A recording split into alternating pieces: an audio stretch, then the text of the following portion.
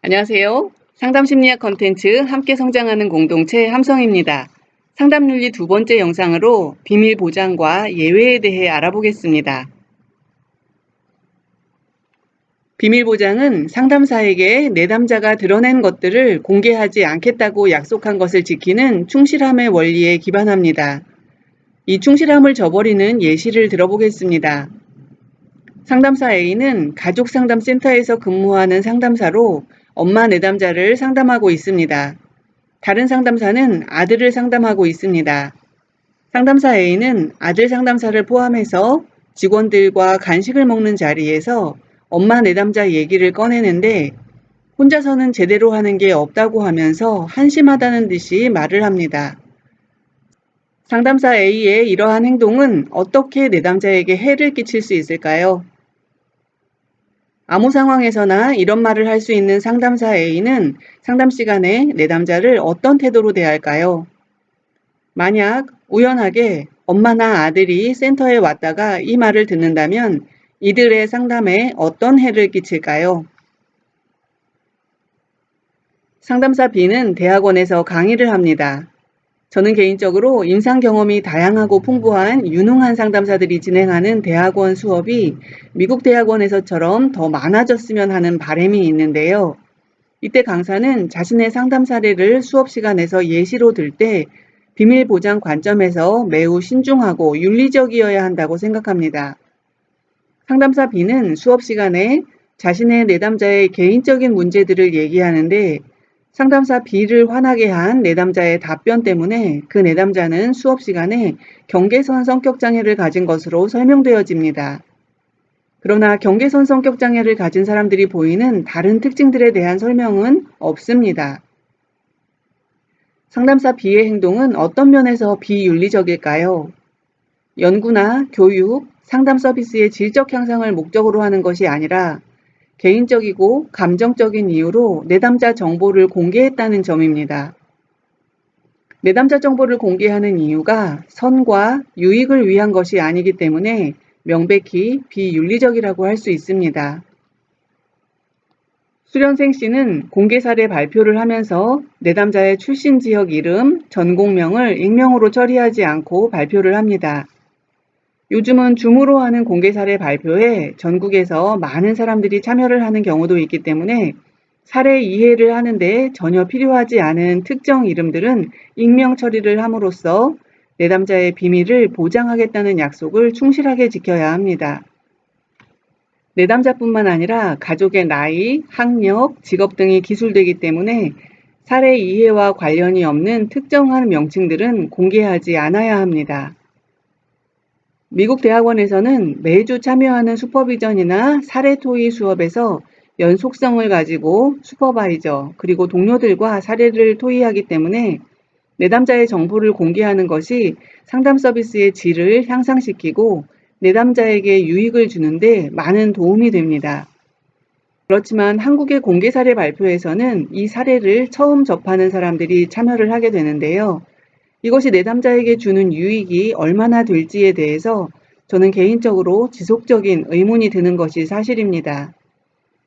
슈퍼바이저마저도 발표 사례에 대해서 사전에 충분히 살펴보지 않을 경우 도움이 안 되는 슈퍼비전을 할 수가 있는데 하물며 다른 참여자들이 이 사례에 대해 처음으로 듣는 것이 내담자에게 과연 무슨 유익을 줄 수 있을까는 의문으로 남습니다.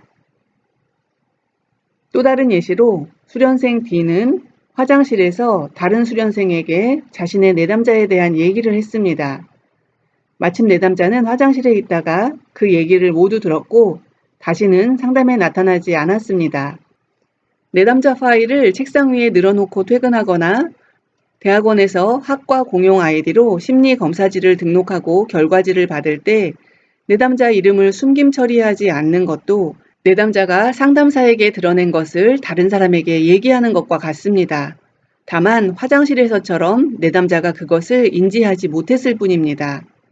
상담사의 사소한 언행이 내담자에게 해를 끼치는가에 대한 주목과 자각은 수련생 때부터 철저하게 감독하고 훈련받아야 하겠습니다. 비밀보장의 예외에 대해서 알아보겠습니다. 내담자 자신이나 타인에게 해가 될 경우 또는 법원 요구나 명령에 의한 경우 등에는 비밀 보장을 예외적으로 따르지 않는다는 것은 많이 알고 계시리라고 생각합니다. 그래서 또 다른 예외 사항인 내담자의 정보 공개 요청에 대해 알아보겠습니다. 내담자의 정보 공개 요청은 자율적 의사에 근거해야 합니다.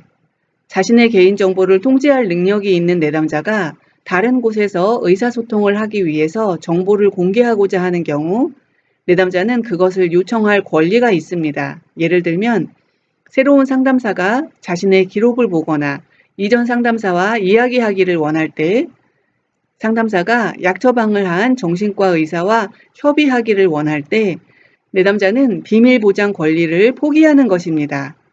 정보 공개 요청 양식에 내담자는 서명을 하고 정보를 획득해야 하는 측에서 정보를 공개해야 하는 측에 전달합니다. 저는 미국의 대학원 상담센터에서 수련을 받으면서 지역의 초등학교나 중학교로 가서 학생들을 상담하기도 했는데요. 저의 내담 학생이 정보 공개 요청 양식을 작성해서 학교의 교장이나 교사 또는 학교 심리학자에게 주지 않았는데 그들이 저에게 상담에서 무슨 얘기를 했느냐고 묻는다면, 그리고 제가 대답을 한다면 그건 윤리적인 위반을 넘어서 법적인 위반을 한 것이 됩니다. 왜냐하면 미국에서는 상담법으로 정보 공개 요청 없이 내담자 정보를 공개하는 것을 금지하고 있기 때문입니다. 우리나라는 어떤가요? 저를 감독하고 있는 수련기관 말고 제가 파견 나간 다른 곳에서 일정 양식에 따라 상담 내용을 공유하도록 요구하는 관행도 있고 특정 시스템에 상담 내용을 입력하도록 하기도 합니다. 이 사안은 시스템적인 측면에서 살펴봐야 할 것 같은데요. 함성 공동체 동영상, 미국 상담에서 준수해야 하는 법과 윤리에서도 소개한 것처럼 제가 소속된 수련기관이 매주 슈퍼비전을 제공하는 것이 법적인 의무사항으로 되어 있는 경우에는 파견 나간 비중학교에서 상담일지를 보내라거나 자신들의 시스템에 입력하라는 요청을 할 필요는 없을 것입니다. 그런데 그 사례가 슈퍼바이저에 의해 관리가 되고 있는가를 확인할 수 없으니 나름 관리 차원에서 하는 요구가 사실은 내담자의 상담 내용을 동의 없이 열람하는 비윤리적인 행위가 되는 것입니다. 한국에서는 슈퍼비전이 법적이고 의무적인 사항이 아니다 보니까 행해지고 있는 관행이라고 볼 수도 있지만 정보 공개는 내담자가 정보 공개를 요청함으로써 자신에게 유익함을 더하고자 할 때 내담자가 취하는 권리임을 알고 실천해야 하겠습니다. 트림먼 스터디나 케이스 포뮬레이션에 포함시켜야 하는 비밀 보장과 예외와 관련한 글의 예시입니다. 상담사는 내담자에게 비밀 보장과 예외에 대해 공지했고 또는 공지할 것이고 추가적으로 아동보호소 직원, 변호사, 사회복지사, 학교 측, 의사, 심리학자, 상담사, 종교 지도자로부터 정보를 얻거나 얘기를 하는 것이 유용하다면 내담자로부터 정보 공개를 위한 허락을 서식으로 획득해야 한다. 네, 상담윤리 두 번째 항목으로 비밀 보장과 예외에 대해 알아보았습니다.